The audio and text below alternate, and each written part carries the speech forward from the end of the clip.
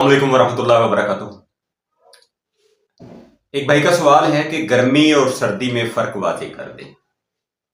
बज़ाहिरन तो ये बड़ा छोटा सवाल है कि गर्मी और सर्दी में फ़र्क वाज़ेह कर दें, लेकिन हकीकत ये है कि अगर गर्मी और सर्दी में फ़र्क वाज़ेह करना है तो उसके लिए एक लंबे चौड़े जो है वो लेक्चर की ज़रूरत है।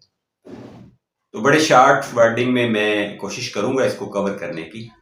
सबसे पहले तो गर्मी और सर्दी की जो कैफियत है ये होती क्या है, और इसके साथ में जो इखलात हैं वो कौन सी होती हैं।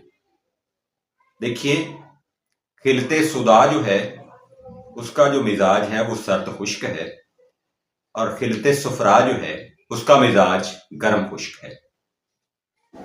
अब अगर किसी के जिस्म में गर्मी होगी तो हकीकतन बात यह है कि ना सिर्फ जिस्म में गर्मी होगी, खून में भी गर्मी होगी, और तमाम आज़ाए जिस्म आज़ाए बदन के अंदर गर्मी होगी। ये हो ही नहीं सकता कि मैदे में या मसाने में या जिगर में गर्मी हो और दिमाग में या दिल में सर्दी हो या खुश्की हो।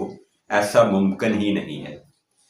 जो भी खिल्लत बढ़ेगी उसका असर ना सिर्फ जिस्म में होगा, खून में होगा, बल्कि तमाम आज़ा में भी होगा, और तमाम आज़ा के अफ़ाल भी गर्म होंगे।